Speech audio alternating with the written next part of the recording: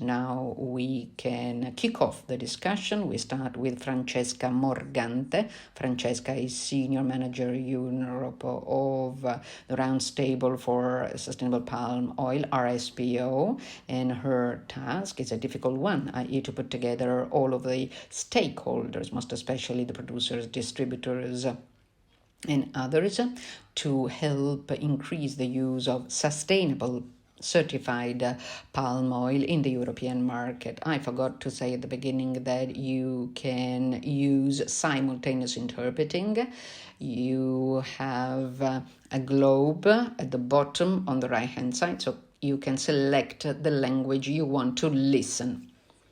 So, Francesca, good afternoon. Some minutes to tell us where we are now. Thank you so much. Let me first share the slide deck that I've prepared for today. Hopefully you can see my screen. Okay. So, once more, thank you so much for the introduction, and thank you to Unione Italiana Oli di Palma Sostenibile for this opportunity, and also for challenging us to talk about certification and communication. There are many elements that can come from these two topics, and I will speak on behalf of our SPO. Some pieces of information on our SPO for those of you who heard about it but don't clearly know what our structure and mission are. Our SPO is the Roundtable on Sustainable Palm Oil. It is an international non-profit organization, the members of which belong to the whole supply chain of palm oil. So we have producers, large plantations and smallholders, as well as processors and producers of consumer goods of any product categories, and then retailers, as well as the banking sectors, investments, houses, and social and environmental NGOs. So starting from 2004, all of these members, 5,000 worldwide today, decided to define what sustainable palm oil is, so that this definition is always relevant at all times, and so that it meets the expectations of all of the stakeholders, including consumers, on the sustainability of this commodity. To do that, we use our tools, the certification standards. So we are an entity that sets standards. In this case, we've developed the PNC in 2018, the Independent Smallholder Standards, and the Supply Chain Certification. The first two other standards used to define the production of sustainable palm oil. So they define the criteria required so that palm oil can be produced in such a manner that doesn't cause damage to the ecosystem and that does not damage the local populations. We know that, like all agricultural activities, when you have to boost economic development but coexist with nature and preserve the forests and the fragile areas of our ecosystems. Our standards have criteria against deforestation and the development of new plantations in pit areas. It is prohibited to use fires to clear land, and there are specific criteria for the protection of the rights of laborers and human rights, and we ensure that the supply chain workers have a decent wage. This for the PNC standards that apply to large plantations, and for the standard applying to independent smallholders, and 40% of the palm oil produced in Malaysia and Indonesia is in the hands of smallholders. And it is important to come up with tools to ensure that they as well can apply sustainability criteria and so as not to exclude smallholders from the system. And then the supply chain certification is the one that ensures that once palm oil has been sustainably produced, it is also sustainably tracked and traced all along the supply chain. The RSPO standards are dynamic. Every 5 years we review them. And between the end of 2022 and the beginning of next year, we will revise the PNC. It's a long, run-out and complex process that takes account of the growing expectations in terms of restrictive criteria and the required changes. Now we are in the public consultation stage that is open to all stakeholders. So I invite you to keep an eye on the RSPO website because we give you information on this process. And at the end of 2023, we will have a new, more restrictive and clear standard. Now, some pieces of information on the role of Europe with respect to the global production and use of conventional and certified palm oil. Some weeks ago, RSPO, together with the European partners, we have launched this new report that I invite you to download from our website, and then you will also receive the presentation. And it presents data on the performance of the European market. Here you can see, for example, the leading users of palm oil starting from 2010 to 2021. So the main consumers are Indonesia, India, and Europe. The EU 27 group.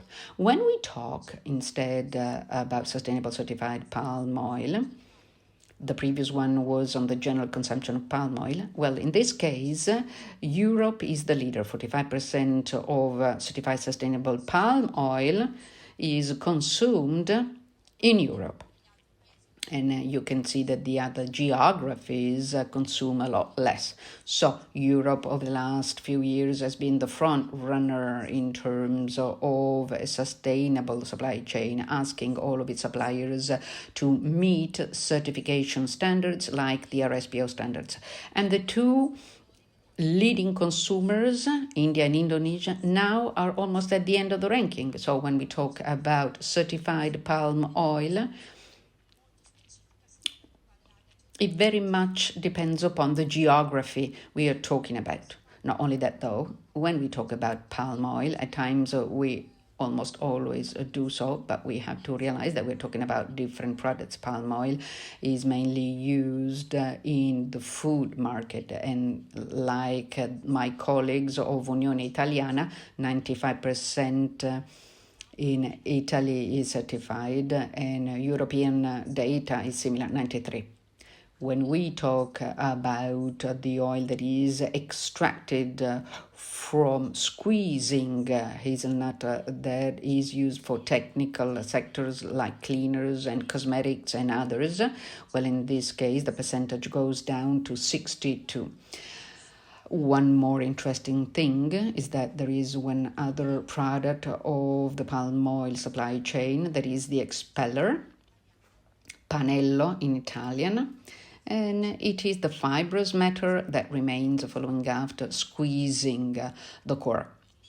And so the use of sustainable expeller in Europe as well, so also in a front runner country, is very low. So the whole sector of animal feed, where the expeller is mainly used, has not yet put sustainability at the center. But as you can see, there is a small increase between 2020 and 2021. So we are hopeful, even though data shows that, well, this is not yet the case. Quite clearly, when businesses use a certification like the RSPO certification, they do so for the values they believe in, as well as to have access to markets that require such a type of certification. and also to provide information to consumers. Yesterday, we've heard that there is a broad debate on the difficulty of communicating with consumers. What we have seen at RSPO is that both in Europe and in the rest of the world, the demands for using licenses from RSPO have doubled in 1 year. So the trend is quite clear. Businesses require RSPO to use the mark. It can be used for corporate communication, like on the website or in brochures and sustainability reports, as well as for product communication. And you can see from these pictures that the mark is fairly versatile, and we know that it may be big on the packaging of some products, but, well, there is a growth trend. Italy has always done very well in terms of using the RSPO mark. You have to take account of the fact that, however, many Italian businesses very much focus on exports. So maybe there are products produced in Italy with the mark and then end up in European or American markets where the sensitivity relating to sustainable palm oil was less hindered in public debate.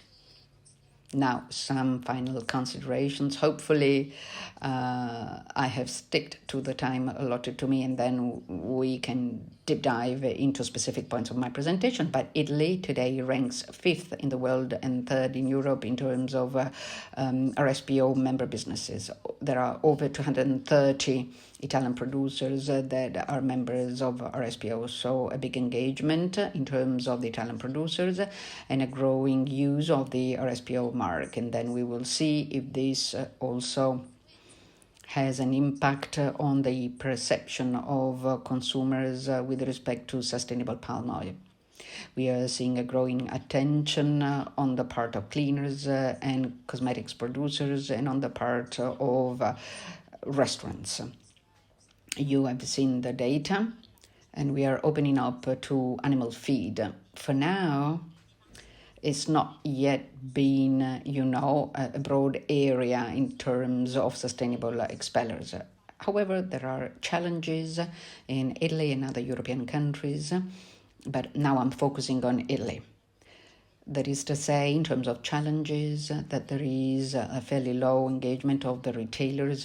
Retailers in Italy have been very hesitant to effectively communicate and clearly and transparently communicate on sustainable palm oil.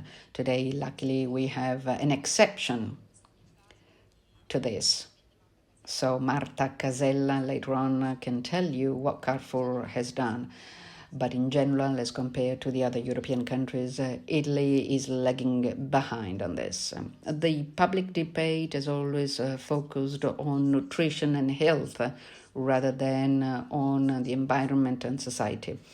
These thematics are much more complex in terms of stimulating the interest of consumers, but new generations of consumers are now embracing the possibility of having an increased purchasing power. So young workers who can spend and make completely different choices as compared to the previous generations. Furthermore, as we said yesterday, the requirements of traceability for palm oil and other food commodities will increase in Europe because the regulations are becoming more stringent. So companies that have already adopted advanced certification systems like RSPO will certainly have more tools to be in line with the regulatory change that is going on and that we are seeing and that we will see most especially in the coming years. Thank you, Francesca. Thank you. Here you can see my contacts. Before leaving you, just one question, but please, very short answer, yes or no. We have understood that the public sector is not pushing that much in Italy on sustainable palm oil. So I'm wondering whether this situation means that the retailers with their brands can be the locomotive of change, as is the case elsewhere in the world? The answer is yes. Every time a retailer decides to have a sustainable sourcing policy, it changes the whole supply chain of suppliers. So this is what is the transformative power. And plus, retailers have a more direct physical approach with consumers. Now we also have e-commerce, quite obviously, but they have the possibility of reaching out to consumers, and this is a great possibility. Sure,